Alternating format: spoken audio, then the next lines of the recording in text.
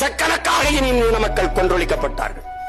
பிஞ்சு பிஞ்சு குழந்தைகள் குடல் சரிஞ்சு செத்தார்கள். கர்ப்பிணி பெண்கள், வயது முதிர்ந்தவர்கள் 2 ஆண்டுகள் எந்த ஊடக தொடர்பும் இல்லாமல், மின் தொடர்பும் இல்லாமல் சுற்றி வளைத்த இலங்கை ராணுவம் எங்களை கொண்டு குவித்தது.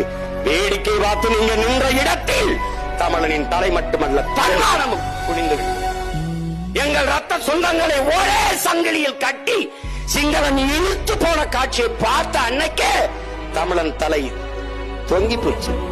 மீன்பிடிக்க போன எங்கள் பிள்ளைகளின் தலைமயிரை சிரைத்து மொட்டை அடிக்கும் போதே தலை குனிஞ்சு வச்சு.